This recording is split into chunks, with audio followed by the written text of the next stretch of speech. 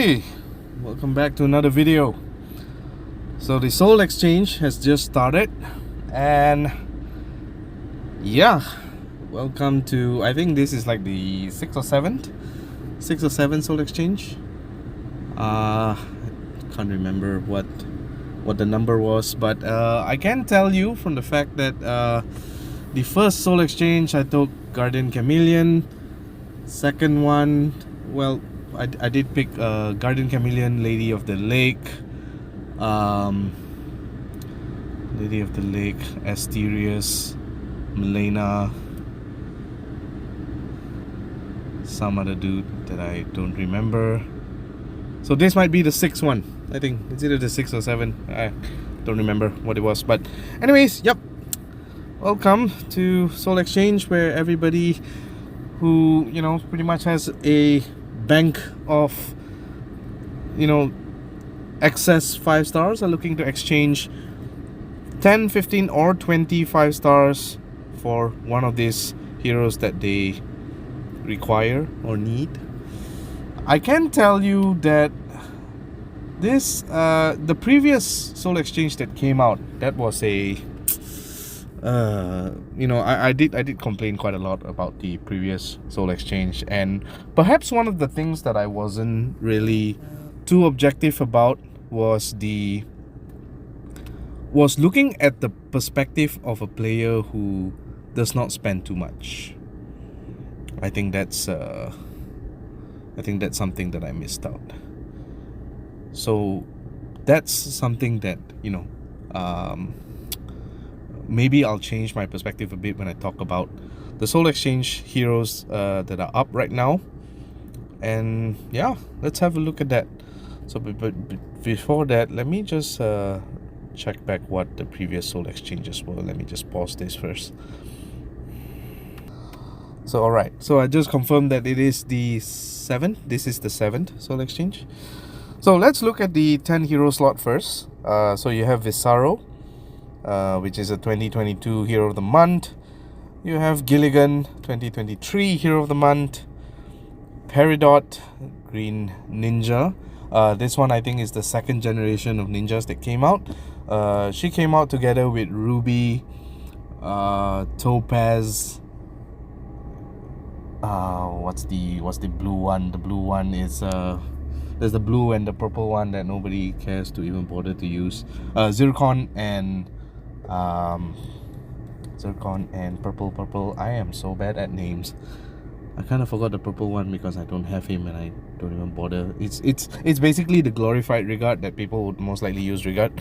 So anyways, this is actually pretty interesting at 10 heroes. Craver Crush from season 4. This was so-called the anti-Madanov, until people started to realize that Madanov could actually withstand his abilities. And Iris, 2022 Hero of the Month.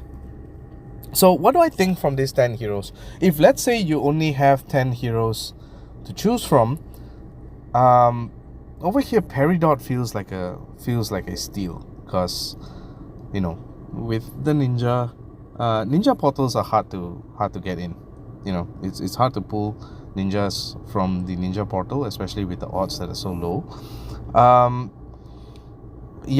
Peridot, actually, I remember having this discussion with one of the players that I'm in contact with. Peridot is interesting, not so much with like being part of a hit tree kind of team, but being just having that negative accuracy and poison damage makes her pretty okay with beings like sort of like a support, and at the same time she does hit a little bit hard. You can see a lot of players running like and now I'm going to talk a bit from the spender's position here.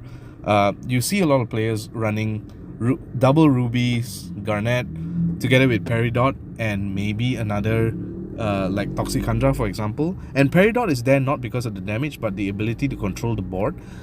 In case you run into situations where where the opposing hero is getting ready to fire, you can land some of this miss accuracy on them. Hopefully they miss, and that keeps your team alive. So yeah, pretty interesting as a 10 hero slot here, because the other options are horrible. I mean, Gilligan, I've seen some players use Gilligan just because of this passive here, mana per enemy buff, especially with the double limit breaks. But come on, man, slow speed and deals less damage than a Hurricane, Aramis, even a I want to say like even double costume Thorn is so much better. So I won't pick. In general case, I don't pick Hero of the Month for Soul Exchange, even if you're a free-to-play player, because the odds of you getting Hero of the Month, even with just random pools that you can scavenge throughout the month being free-to-play, you are still, able to get, some of the Hero of the Months. And it's, I mean, come on, slow speed Hero of the Month, slow speed Hero of the Month. You're better incentivized to either get like Kraver Crush here or Peridot. And in my case, like from my perspective, I think Peridot is really a good pickup at 10 heroes. Iris is decent, but just again, Hero of the Month, even though it's fast and deals quite a bit of damage. But yeah, I think Peridot or Kraver Crush here. And again, as I mentioned, Kraver Crush, people were saying that, it's the anti-revive, until they realized that Madanov could withstand this. And now, even with the current meta, you don't see that much revivers. I mean, revivers are a relic of a forgotten past right now. So, Kraver Crush sucks. Alright, so let's look at the 15 hero slot right now.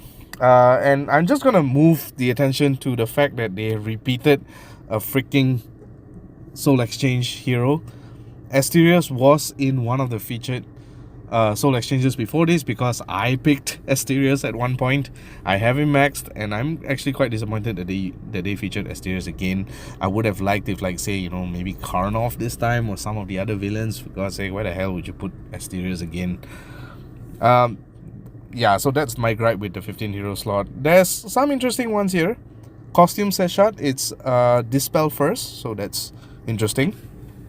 There's Wolfgang if you want to complete the Clash of Knights collection, if you need someone that it's a pretty bad healer, but can deal some damage as a hit all in yellow. That's something that you can consider. There's Kongalat, which I think it's pretty good for as a replacement for Pangi for Mythic Titans, or in Very Fast Wars, where he can just be that single hitter in an offense team that wrecks the whole opposing team. Kongalat is really strong. It's like one of the highest damage output greens in Very Fast Wars as well. And then Glenda is interesting because you can use Glenda to pair with Pangi for Mythic Titans. I think that is one of the advantages that you can use. And some people tend to forget that she actually cleanses status ailments from all allies, so that's actually really good as well. She combines with quite a few other heroes as well, which can be really good if you can find the synergy to be with. So yeah, that's probably why they put her in the 15 slot and not the 10. But I think here as well for 15 slot, I think Kongalak for improving Very Fast Wars, your teams for Very Fast Wars, or even Asterios for events. And Asterios itself hits like a truck, 360% damage to target nearby enemies, and gives a different form of defense than the usual normal defense down and elemental defense down. That's pretty good. Or Wolfgang. I mean, so I don't like the fact that he has to wait 4 turns to heal allies. Like, come on, just like not wait the 4 turns, because 4 turns feels like an eternity. So yeah, at least the 15 heroes role from a free to play perspective is also generally decent. It's not to say that it's the worst, it's not the best either, but I can see at some point some people picking some heroes from here. Like for me, I don't have Kongalak, I don't have Wolfgang, I have the other 3 maxed, except Sishat. I don't bother with Sishat, but could see myself getting like a Kongalak or a Wolfgang here. Now, 20 hero slot. Khonshu from Season 5, basically a very fast sniper, and players who know that I love my Khonshu team. I've decided to retire because Khonshu just doesn't snipe anyone these days with the double limit breaks and everybody having so much more health and defense. Professor Lidenbrock, the costume's out. Like, please, why would you feature and not put the costume? You see, Seishan has the costume, just give her the costume for God's sake. But maybe it's just too new and, therefore, it's very hard to feature that. Liu Bei, previous Soul Exchange had Guan Yu. This time they're putting the Guan Yu's big brother Liu Bei here. Liu Bei is pretty good. I have 2 Liu Bei's max myself and limit broken. So I've stripped one, but I still use one of the others for sometimes in War of the Three Kingdoms and sometimes in some of my synergistic teams as well if I want to have fun. Liu Bei is really strong. I would say Liu Bei is quite a solid option here. Hohenwolf, I also have 2. Now, a lot of people were kind of like speculating that, Hohenwolf seems to be like the best pick here. I have 2 Hohenwolfs maxed and limit broke, and then I decided to strip one of them because with the double limit breaks, the alpha powers, there are some alpha powers with meta heroes on defense that have the Fiend Resist, and with the Fiend Resist, Hohenwolf does nothing on that because you need the Gargoyle Fiend to be on the hero in order for them to get the minus attack. So heroes like Guardian Hippo, Bastet, Queen Guo Wang. Now noted, these are not fully meta heroes, but these are heroes that you'll see every day, whether it's on raid defenses or on war. You still see those quite a lot, even on like Amethyst, was that Adelinda? Those are heroes that have Fiend Resist, and Hohenwolf does nothing on that. So if you're planning to pick Hohenwolf, my advice would be to be aware of that. Like, you can use Hohenwolf, after 6 turns. After 6 turns, of course, when the alpha power goes off, then that's his maximum, utility online. But before that, do remember that Fiend Resist means Hohenwolf does not give the minus attack. But he is a very decent choice here. I still use one of them in my new Ithar Erlang team. So that's something to consider as well. And finally, the last one, Quintin from Clash of Knights. People used to use Quintin together with Pengi and I think it was Frost.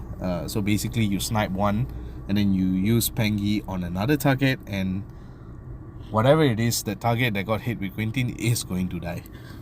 So interesting choices for 20 heroes required. Now, from a spender's point of view, this list is nothing. This list is completely trash.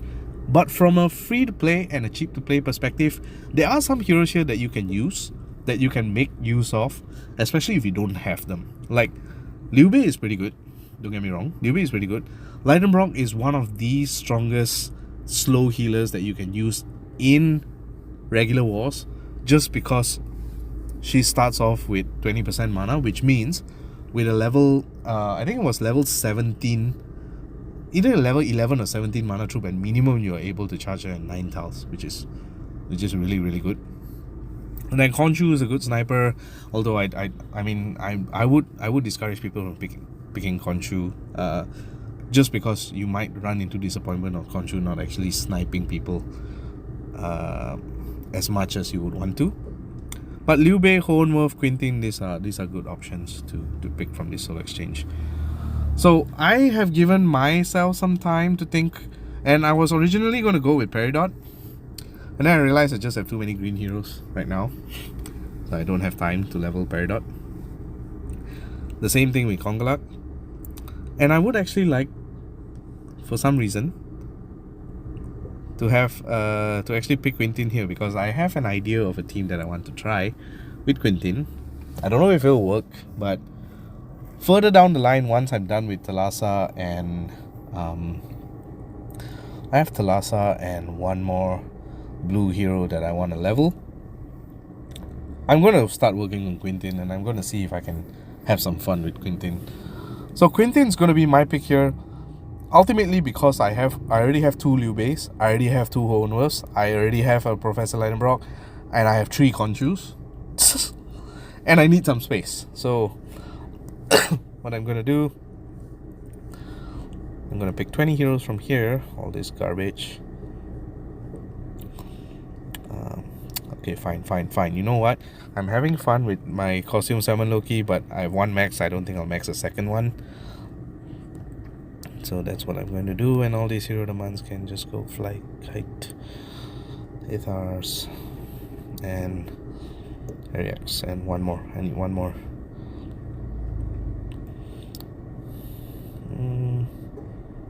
Yeah, probably Para.